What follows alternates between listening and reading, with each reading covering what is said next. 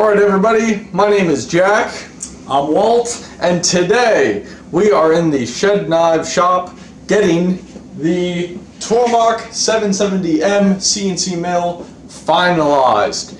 And as always, you know the first question I'm going to ask.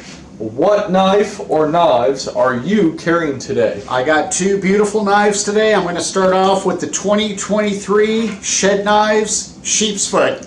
Absolutely a beast.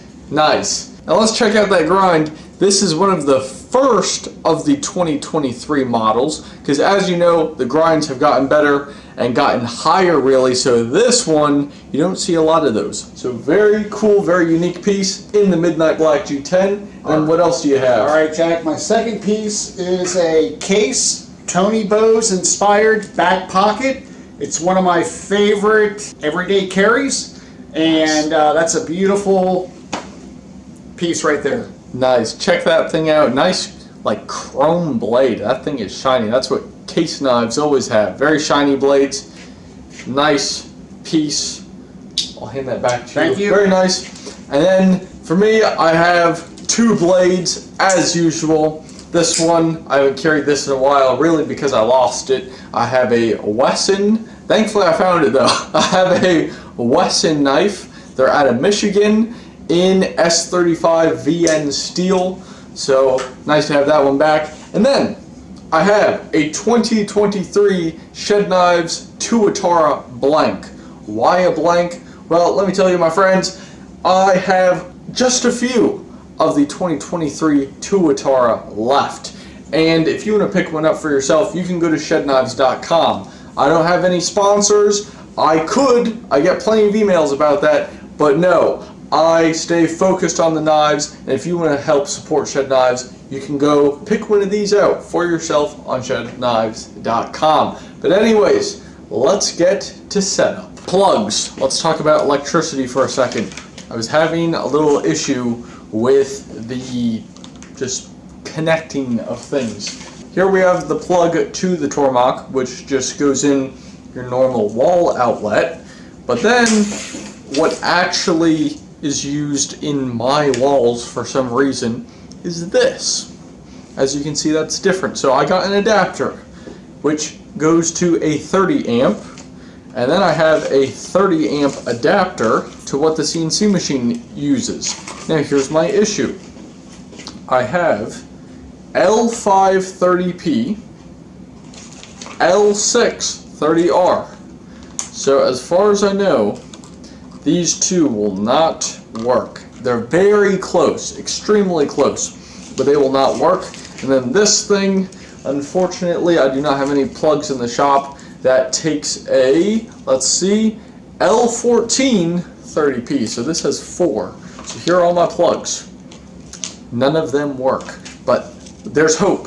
There's one plug on the other side here that does not have any like circuit breaker stuff connected to it that I know of, and you may be able to run the machine on it because it is 120. It's pushing 121 volts. This needs at least 120, and we're going to go from there. You may notice where my dad's standing there, I added another light, so that is a work in progress. I'm not too big of a fan of the tape and how it's mounted over there, but I can figure that out. So just adding more light, more things. So let's try this out. It's time to go through the normal opening and running procedures. So main disconnect, move to on. Oil pump back there. Just took the towel off the top.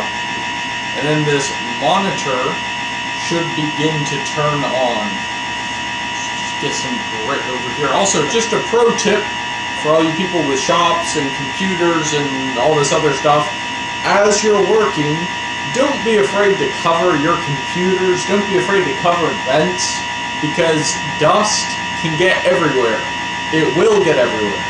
So I got these cotton towels and laid them on all of my necessary components that dust would mess up. So here we are. Now I'm going to emergency stop this, well, like open it up, then reset.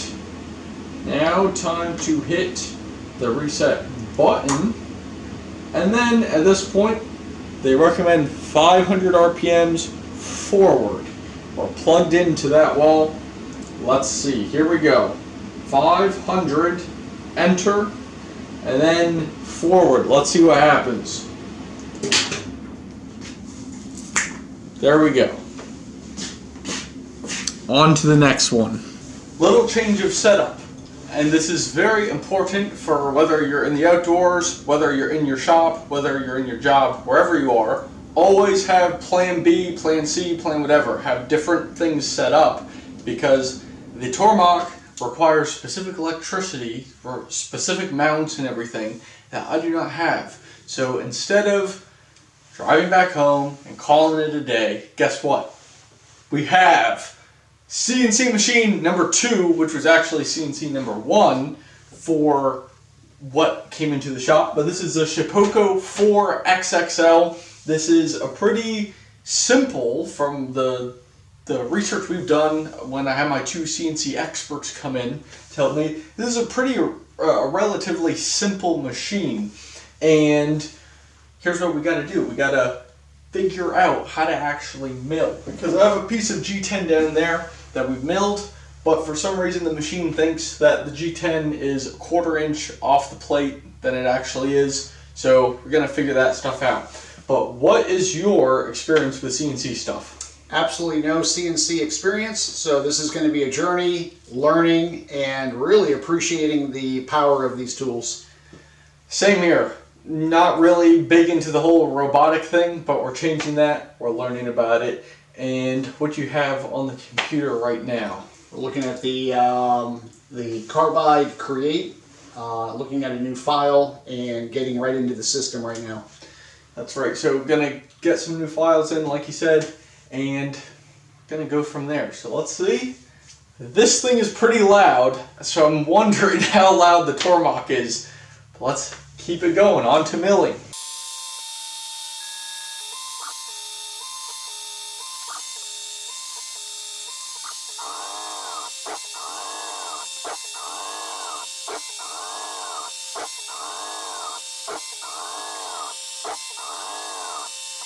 To adapt, we must continue to solve the problems. As you can see, the current problem I'm having with the Shipoko 4 is that it isn't recognizing my bottom axis, which is really the Z axis. It thinks it is about a 1/4 inch above the machine. Now, for all of you CNC people out there, please note that I have adjusted my Z axis. I've adjusted it to mark the top of my material. I've adjusted it to mark the base of the material. I've also gone into the G code where I'm telling it to cut either starting at the top or telling it to cut starting at the bottom and down, and nothing has changed on this. So if you have any suggestions, please let me know so I can continue. But why CNC machines? I want to talk about this for a second. Here's what I currently do. I take a block of G10 just like this, and then I cut it out by hand. So I trace it as well using the knife. The scale is for the 2023 Atlas, which I have right here. Check that out. I still have a few of these left. So once again, you can go to shedknives.com, check this one out. But this is what it goes on. I drill the holes. I do everything by hand, so that way it all lines up looking nice. And then once this is cut out like that, then I shape it by bolting these together, and I shape it with my belt sander to end up something like this. Now this is for the Tuatara, I believe. Maybe the sheep's foot, the two are very similar for the scales. But anyways, this scale takes a long time to make. Or with the CNC machine, I can get it done in like 5 minutes max. The only problem is you have to learn this stuff first, just like I had to learn how to work with G10 when I first started working with it. Anyways, just because there are problems in the way, that does not prevent you from progressing and moving forward and finding solutions, because at the end of all this, I will become more knowledgeable. Sure, it's a little disappointing doesn't provide much for you guys to watch with cutting and everything, but yes, my goodness. And I want to touch on the video I posted yesterday about JOE X and all that stuff going on. I had a few people clarify a few things in the comments, so I just want to touch on that for a second. First off, someone said that Essie and Busse, I don't know how you'd pronounce that. I think every pronunciation is wrong for that name. But anyways, Essie, JOE X is not always talking about Essie. He's primarily talking about Busse Knives, which I guess is a real company. I heard somebody say they carried one of their knives,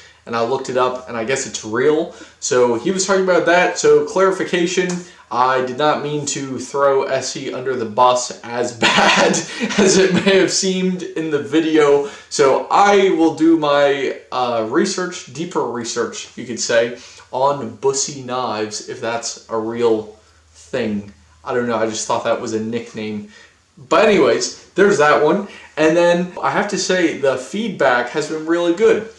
Sure, there were some differing opinions, which I expected, to be honest, but there were also quite a few agreeing perspectives, which I think is nice. Also, keep letting me know what knives you're carrying. It's crazy. There's so many knives you guys carry. There's so many brands and steels, and it's all wild.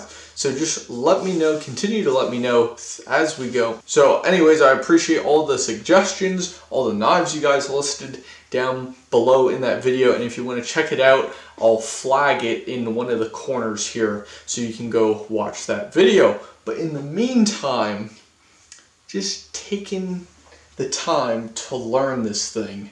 It's a pain, believe me. But that's okay. That's okay. We must continue to learn. And if you have any CNC suggestions, CNC tips, whatever, tell me. Let me know. I'm always open to feedback. I tell people all the time, this is how Shed Knives grows so fast. It's through suggestions. It's through errors. It's through compliments. It's through all the feedback you can give, both good and bad.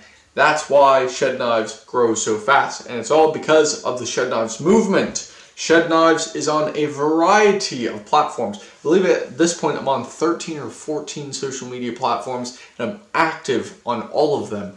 So with that said, I have the links in the description. You can check that out if you want to join more like-minded knife enthusiasts. I encourage you, if you see someone in the comments or see someone interacting with Shed Knife stuff and you like what they're carrying, or maybe you have a question for them, hey, feel free to ask. This is the knife community.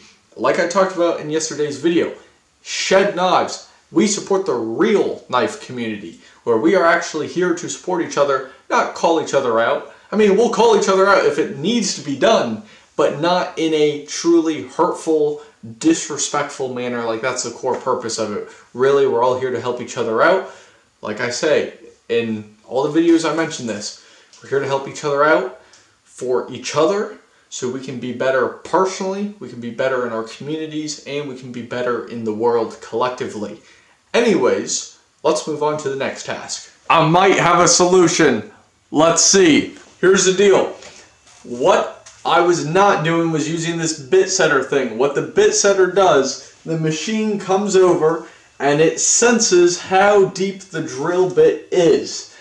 That was not happening. For some reason it was turned off. It was working the last time we did it, but apparently it was turned off. So now I combined the steps. My glasses are very foggy, by the way. I combined the steps of what I already knew with zeroing the surface to now measuring the bit. And let's see if we can take those two parcels of knowledge and combine them.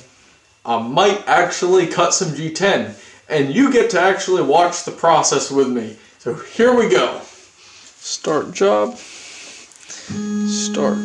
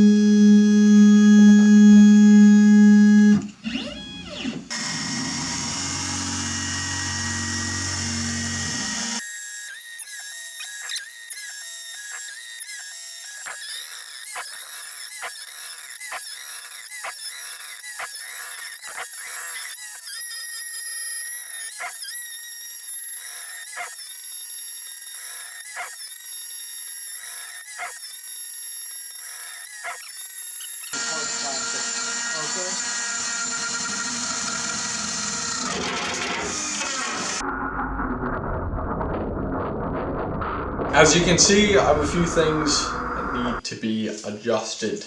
Alright, and I have a list of what needs to be adjusted. Number one, I gotta cut hard plastic or aluminum. The very first cut I did, which I did some shorts on, you can check those out. But the very first cut I did was using aluminum. That was very slow, very fine. Where this, I was cutting cherry wood, so that's why it was moving so fast and the thing like almost broke. So I gotta change my material. Number two, I need to change my bit. Specifically the bit in the system. The bit I'm using is just fine for right now, for trial error, that's just fine. But I had it in the system as a number 102, where it's actually a number 201. Very close, but it's going to change the speed a little bit. Number three, I need a wasteboard underneath. This will have to be adjusted with my Z-axis, but I will get a wasteboard when I'm doing larger quantities. One scale cut into the board, I don't really mind, but when there's 100 of them, okay, now there's a larger problem. Number four, I have to add tabs into my scales, so that way the scale does not pop off. And then number five, I have to plug in the vacuum. This is one we already knew. It was just going to mess with the Z-axis again if I had to readjust it. So I was like, okay, one scale, let's plug it in. So I'm going to try this with the vacuum in. I also wanted you to see it cutting, because with the vacuum, first off, it's much louder for us. I turn the volume down for you through my editing software skills. But yeah, I just was showing that off. Anyways, those are the 5 things we learned through this first really nice, I guess, nice scale. It's nowhere close to a nice scale, but we're getting things done. Also, number 6, I did not write this down. Number 6, I had to change my cutting path. Before, I was cutting with the drill bit in the line, so we're cutting within the scale, or I need to cut it outside of the scale so I can actually have the fine shape I need. Anyways, back to the machine. Let's get to it.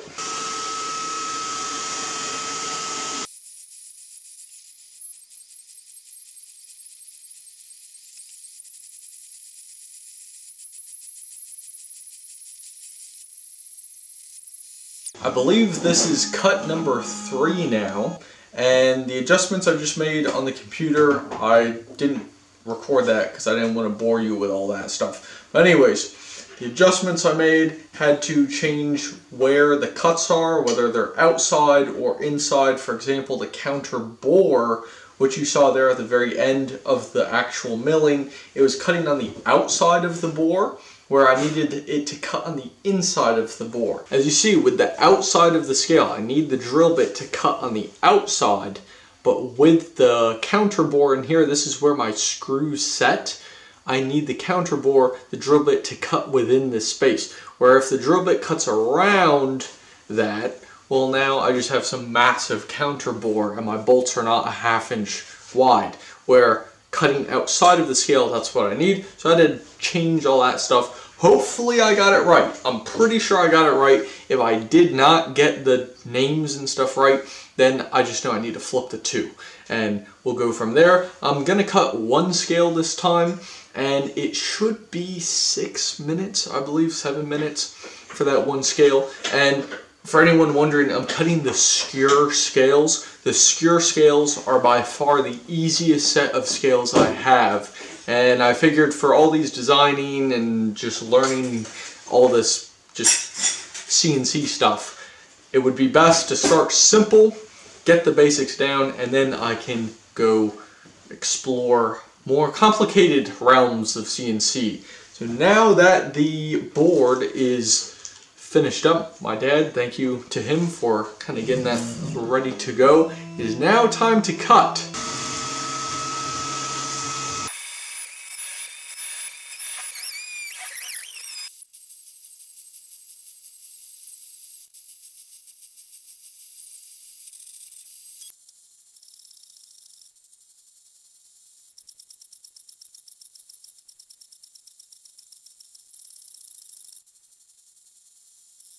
If it is not obvious by now, I think you can tell I'm not a fan of this CNC nonsense.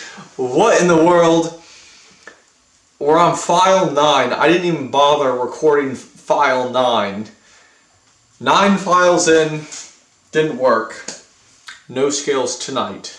Problem is inside versus outside lines. Imagine this. This piece of metal, this is aluminum, imagine this as a 3D model. It's just a brick floating in 3D space. Here's your line. Your line is on every corner showing you have a box. What you can do with CNC stuff, for those of you who are not into CNC things, this is what you do. You have your drill bit. To cut around, you use outside. So you cut the outside. To cut the inside, you click inside. And then you cut the inside of the line. Or you can click like no, there's a special name for it, but it's like no boundaries or whatever, where you're cutting directly on the line. Now this can be helpful with different files. Maybe you already programmed your bit in so you cut inside the line. But for me, with my G10 scales, I want to cut this piece out. We'll just say this piece. I actually want to cut G10 scales, not aluminum, but you get the point. So what I'm trying to do is cut on the outside of the line. I got it once, which is once more than yesterday and the day before, so that's good. But for some reason, it just keeps going back to inside, inside, inside, even though my files say outside. So I have no clue what is going on. Maybe between now and the next time I get to CNC stuff, maybe there will be a better solution, because in the meantime, I have more knives to get out. So I'm going to get more knives out in the meantime. The CNC stuff can sit. But my goodness, plenty of learning lessons today. If you were looking for a successful G10 voyage, this is not it yet.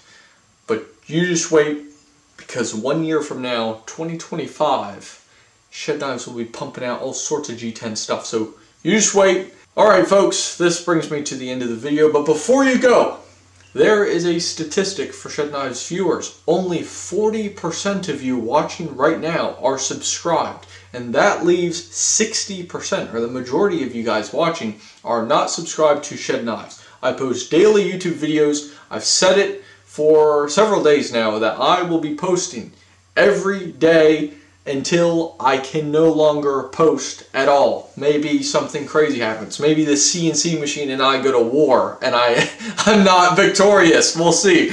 But until then, I will be posting daily all sorts of advice, tips, tricks, skills, and you get to walk through the CNC program and knife making skill sets that I've been developing since 2018, and you get to see it all for free. All you gotta click is that little red button. So anyways, my friends, hit the subscribe button. My name's Jack, I make knives, and I'll see you next time.